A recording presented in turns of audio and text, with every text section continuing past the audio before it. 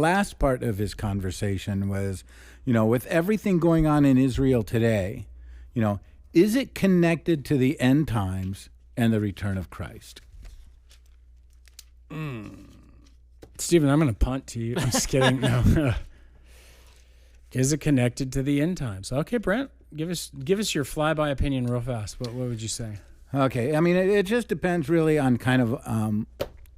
I think a lot of times when we see things going on, wars and rumors of wars and Israel, being attacked and all this stuff, I think we kind of go to the whole, what is that?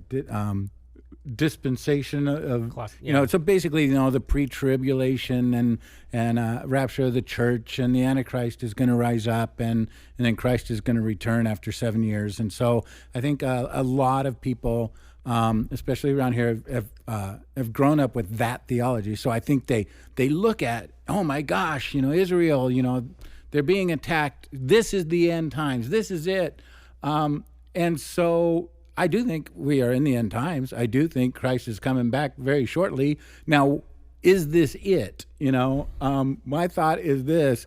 I feel like Israel as a people, have lost their countryhood many times throughout history. They've had people come in and invade them and take them into slavery, and then they kind of reestablished, and then another country came in and took them over and brought them into slavery, and then they reestablished. So to me, even if Israel falls as a nation right now, to me, it could be, it could not be, it could be just another time in history where Israel has lost their sovereignty as a nation, and God could restore them again at a later date. Because I always look at everything that went on at World War II and just think, how could you not have thought that if that is your belief in eschatology, how could you have not thought that you were in the middle of this and Hitler is the Antichrist and he's risen up? And, so to me, I feel like we spend a lot of energy unnecessarily worried about specific incidents being tied to the end times and thinking that it's made this whole thing clear. Sweet. I'm good. Let's go with that. I'm just kidding. I'm good with that. No. Did you want me to talk, or did you want to say something? You can go ahead and dive in on it. I think that there's just, it's a actually complicated answer. Yeah. Again, like almost going back to Calvinism, Arminianism, the broad tent Christianity is this: Jesus is coming back. Yes. Amen. Amen. Woo, all right. We're all together on that one. Well, there are lots of debates over how Israel works in the New Testament, in the sense of Israel, the nation, current Israel, the group. ethnicity, Israel. So, because it's a real complicated, wonky, stuff. I was just reminded, I dove just a little bit into it before I came to record, and I was like, I forgot just how much we went over this in seminary. It was 3-4 weeks of course work, because there are so many views. How does the church and the kingdom of God, what are those two the same thing? Is there a church in the Old Testament, or is it Israel? And how does Israel fit with the kingdom of God? And how does Israel fit with the church? And how does so it's usually your First Peter commentary is probably a third the size of this, but when you get a book on Revelation and the commentary is this thick, it's not an easy subject, because usually they're not that thick. Yeah, especially Beale. But I just want to say, every time I pick up a book on Revelations, it's about the same size. They're just huge, and so there's a lot of scholars that have been studying this for a long time. And so it's always good to go in with a humble kind of an attitude towards these things, and then what you're willing to allow others to believe within the pale of orthodoxy is important to me. Part of that comes from the history I came from. I came from a tradition that believed in what was considered a classic dispensation. At least that's how they expressed it to me. And, once I started looking into what other churches believed or what other Christian faithful people believed, it felt like I was being unfaithful to the faith in general.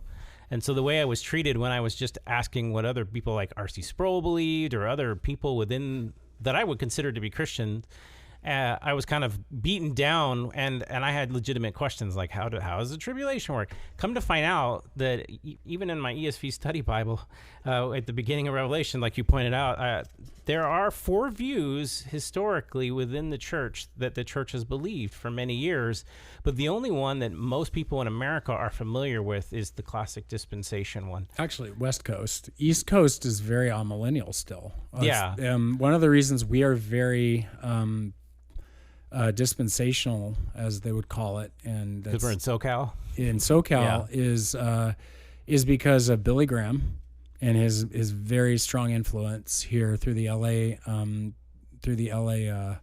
revivals. And the Jesus movement with Chuck Smith, who is very dispensational.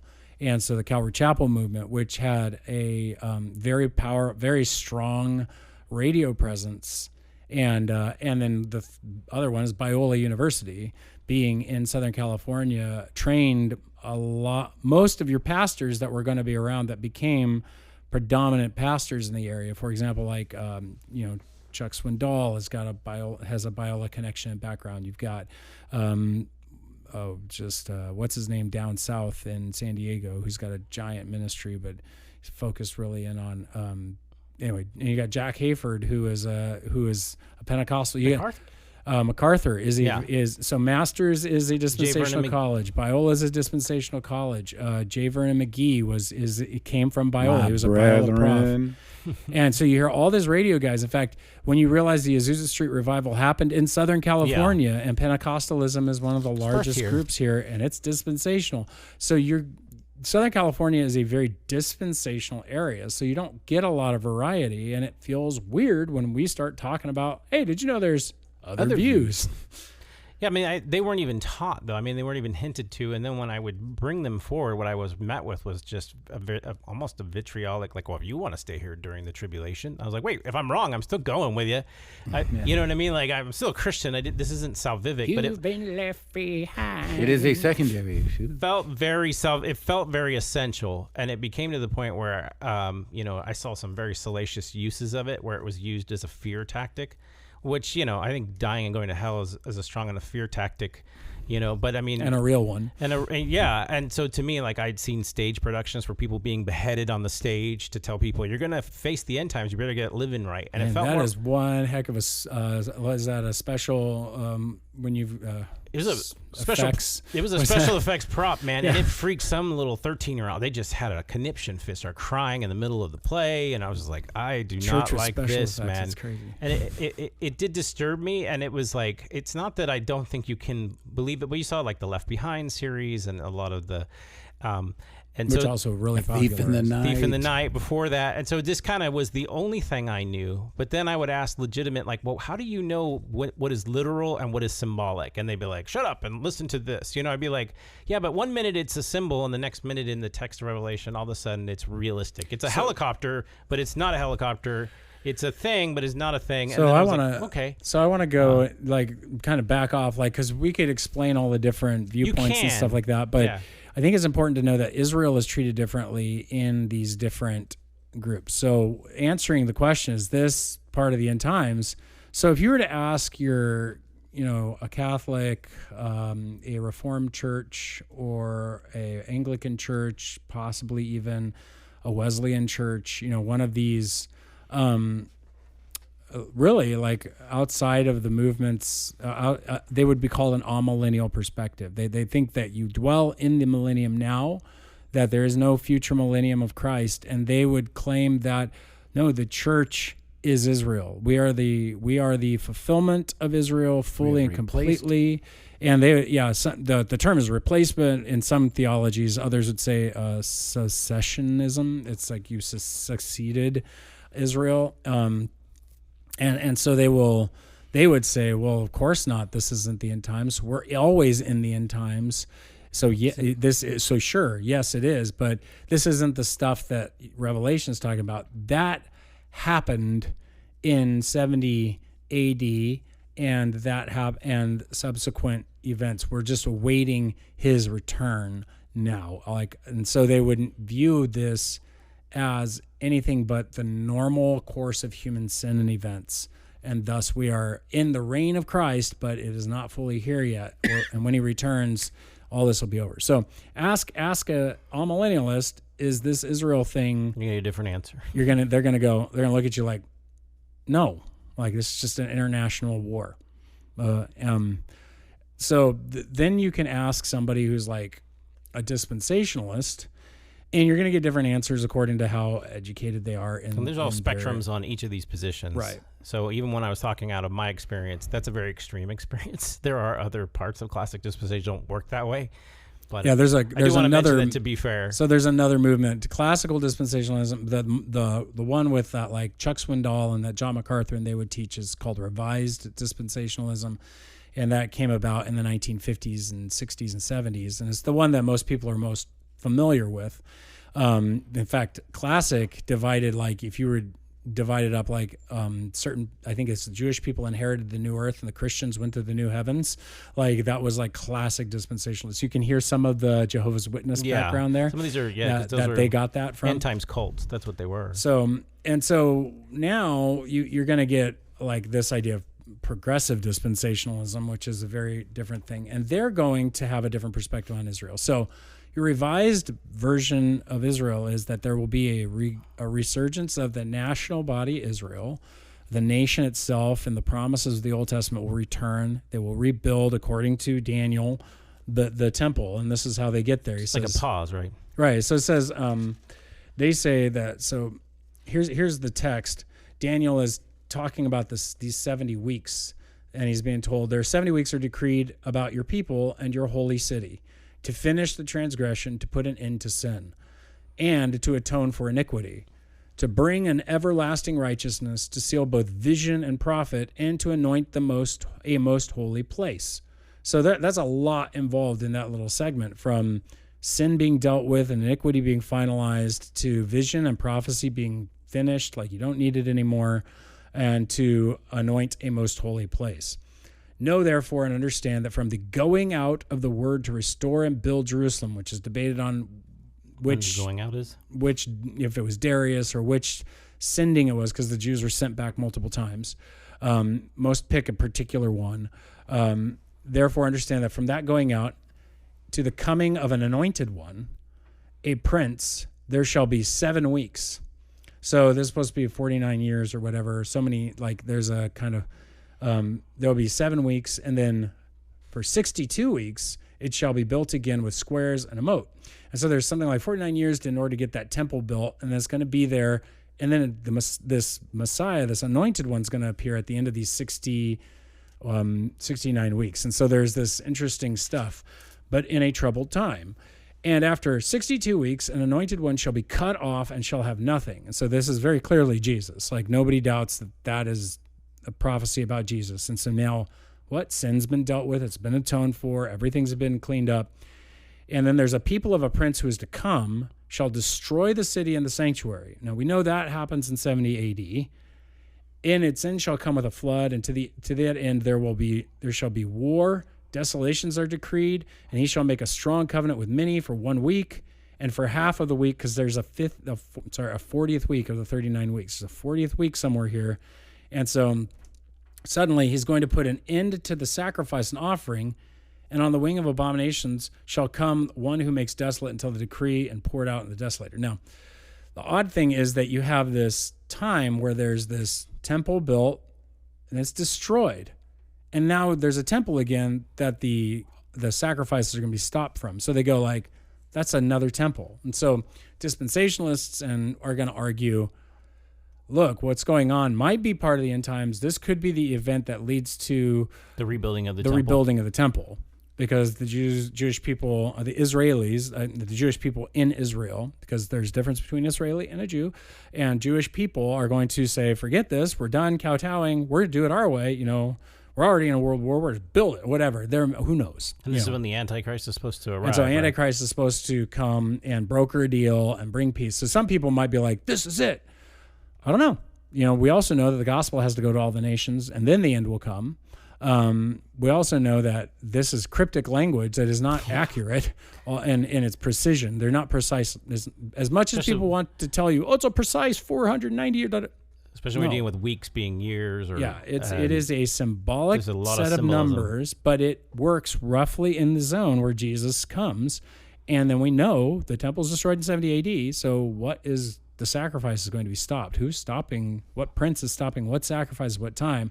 So the argument, there has to be a temple that will be built for this to be fulfilled correctly. See, and so just to clarify that what you're saying is something that I've always considered is when everybody is all up in arms that the end times are here, I always have paused and went, when I see the temple being rebuilt is when I'll be going, okay, it's here, and is that what you were saying was the temple has to be rebuilt, and then, with some of the dispensation beliefs that I grew up in, then when the temple is built, start sacrifices, the Antichrist is going to come in and there's going to be the desolation of abomination that takes place.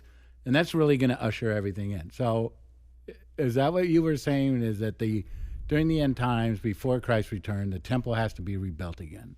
That's what dispensationalists would say. Yeah. Yes. That would be their Is position. that what you were saying when you were talking about the temple? Yeah, yeah. That's what they would read Daniel as. When they read Daniel, that's how they were going to read An it. amillennial person would say, no, a temple was rebuilt. We're the temple. And The so church the is the desolation of the church was the Catholic Church or the Antichrist would or be any persecution that comes any kind of persecution of the world, and so it's trying to destroy the church and shut it down. So that they think of us as the temple, not the physical building. So if you think it's an actual physical building in the dispensation, that's what you're going to look. If you're not a dispensation, you might look for a more. They're going to attack the church because the church is the temple. And they would say too that the church is the temple. It's got to be shut down. The Antichrist, not necessarily a person. It could be the government shutting it down. It depends on. I'm curious to see where you're going to go. Or it depends on. I'm curious to see what you're going to go because there's two other views he hasn't discussed, and they would probably have different views on what the Antichrist is going to be or do. But I mean, we're just talking about Israel. So then the progressive dispensational. I'm not going to get into any of the other stuff. I'm just curious. Because the progressive dispensational position is that yes, there is still. So they differentiate between ethnic Israel and a national Israel, and they would argue that unlike the amillennialists or the successionists would say the church is now Israel. Always read Israel as church in the New Testament, and all the blessings that you find in the Old Testament, they now belong to the church. And there is some of that's true. The progressive dispensation would say yes already, but not quite yet. We already have these blessings, but not yet, because they will ultimately be given to the fullness of the kingdom of God, which is a Jewish nation where Jesus is ruling and reigning in the millennium and on and on. So they would view this situation as this might be because this is a national Israel dealing with things, but it has nothing to do with the people of Israel. They would say that the Jewish people will have a great revival as a people, but God will use national bodies to move things around and do his will in the end times. Now, this all gets really complicated because, first of all, there wasn't a differentiation between a nation of Israel in the ancient time period and a people group, right? They're the same word oftentimes. In fact, at the time of Jesus, they're not a nation. They are legitimately an occupied people by Rome, and they're a province of the Roman Empire. And they've not been their own nation since prior with the Maccabeans, and prior to that, it was back in the Davidic time period when they were a unified nation. So we're calling them a nation, and even in those cases, you're still not really talking about a nation state. That is a concept created by constitutions and that is really only a few hundred years old. So we can't even, I don't like to even import that concept too far into your end times, because that starts to confuse It's a modern concept. things. Nation state is a modern concept. And so it is a difficult question. Like, this nation state of Israel is dealing with the situation with Hamas. Is this part of the end times? Well, yeah, we're in the end times, so of course it's part of the end times. But is it like part of the sequence of events that are going to bring about The tribulation or the final battle or the return of Christ? Jesus. And it's like, Depends on your position. Really, again, it's going to depend on what you hold as a viewpoint. This is why, like when we were talking last week, that we don't pick policies based on just our kind of secondary issues of the interpretations of these passages. In my opinion, you support Israel because of the morality that you have in the other parts of the book that are way more clear. So how does a nation supposed to treat people groups? How does it treat its enemies? How does it treat its friends? How does it act in combat? Is it acting noble? Are they making godly decisions that a country could make? That's how you would adjudicate whether you're going to, why you support Israel or not. So that way it's fair to all nations. It's a standard that we apply to all nations that we should be allies with. So that's based on our Christian, Judeo-Christian ethics and morality. That's more important to me than trying to find a secret scenario through a very complicated passage that takes a lot of Old Testament reading just to decipher, because you have to know your Old Testament well enough to know what Paul is, or what John is talking about in Revelation. And what the role of the people group that remains here, that is the nation state of Israel. Yeah, and so again, if anybody's curious, there's the historical viewpoint. I'll just give the last one. Well, historic and an ideal or the idealist, the idealist fits in a lot with the amillennial perspective, but the idealist is basically they would say you're just reading the Bible wrong. Don't even worry about what's going on over there. It's a spiritual parable that takes place over a period of time. Right. And so then in the case of a historical, they may be millennial or not. Wayne Grudem, I think, argues for a historical. Is he? Yeah, but wow. Millennial. Okay. And so he would have a tendency to say this could be, we don't know, because it seems that there's a historical sense that a nation of Israel would arise. But he'd be looking more for like a pattern, right? Don't the historicists look for a pattern that takes place throughout the history of the church? And this pattern always has an Antichrist figure. Then the question is there one last one? And that would be something. And they would say yes, because it has this birth pangs in which finally the last one is the great tribulation, not just the tribulation. It's the great one. This is the Antichrist, not that there's not been other Antichrists. This is the Antichrist. All the others are reflecting this one. Yeah, this is archetypes. This is the final type. The final A. This is the persecution. So. This is So all the things Jesus points out. This is the famine, the persecution, the great tribulation. This is the day of the Lord. There have been other days of the Lord, and that's what people don't realize. The day of the Lord is an Old Testament phrase that means the punishment that God puts on them because of disobedience to His ways. And so there's a final day of the Lord that has to come in some form. I think no matter what your position is, I imagine there's a final day of the Lord. But anytime you hear the phrase "the day of the Lord" in the Old Testament, it refers to punishment usually. So, and for me, I mean, I know when I first became a Christian in 1979 or 1980, and end times just excited the heck out of me. I was studying, I was trying to figure out what the day, when Israel becomes a nation in 1948, this generation will not pass until, the returning of Christ. So, how long is a generation? And trying to come up with a date. 1988, I think, is what we came up with. And, and it's just, this must be helicopters, and then it's Jesus did come back in 1980. Oh my gosh, secret return. the mark of the beast, the mark of the beast on your hand and your forehead. Oh my gosh, they just came out with scantrons, and that must be it. And now it's computer chips, and it's like I realized this, and I just as I kind of I guess either matured in my faith or what, if you want to call it that, but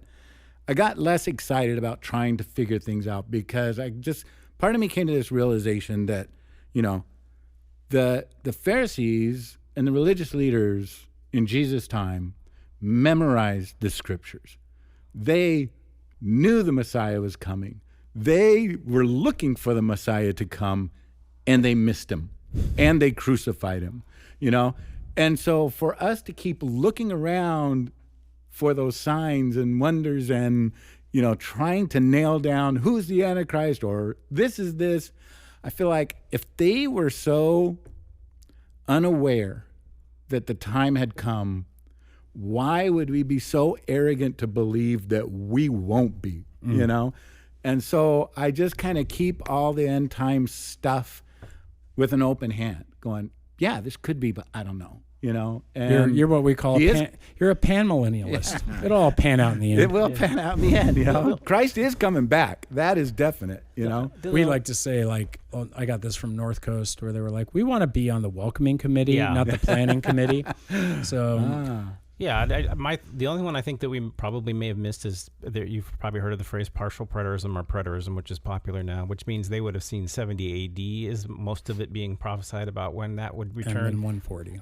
And so they would look at Israel has been punished in a sense, and so they would not necessarily look at it other than the 70 AD as what's been talking about. I thought that just real quick. Well, but I will say 70 AD though, when you talk about the mark of the beast, they didn't have computer chips back then. So yeah, okay. So anyway, we'll get into Mark of the Beast another time.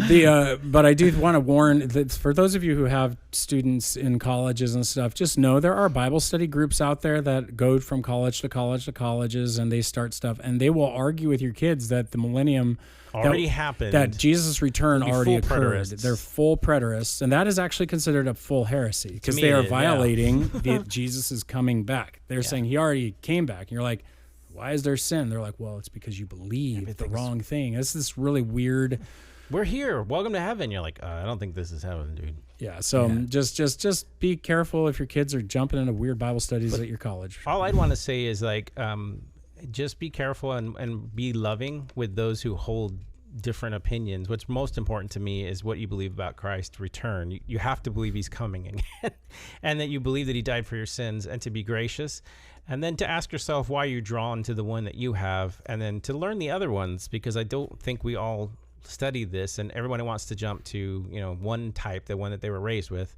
And I think it's healthy to see what other believers believe that are faithful to the Lord. And when it comes to these secondary issues, man, just remember unity over uniformity. So right, I think so. That's a big answer for a big question, and thank you, Jacob, for asking it. With our time, we're gonna try to tackle these other ones next week. Your fall festival questions will get answered. They will. Thank you guys for being with us, though. We're glad that we could just kind of run down this stuff. And if you've got questions that come out of this, that's okay. We might have to just do a Q&A one coming up. A bonus episode. We get a lot of end times questions. And you know what? That bonus episode, it could be 7 years long. But it's only a couple weeks. And right in the middle of it, we'll just take a break. For a long time. Or 3.5? When's that last one coming out? Yeah. You never know. Wait for it. Yeah. Anyway, we're glad you were with us. If you got any questions, again, you can send them to rabbittrail@obcc.church. That's rabbittrail@obcc.church. And hey, if any of this was interesting or any of our other stuff, go ahead and send it out and share it with others. We'd love to continue to help you answer questions maybe you or your friends have. And so let us know. Otherwise, thanks for joining us, and God bless you guys. Boom. Shakalaka. Bye.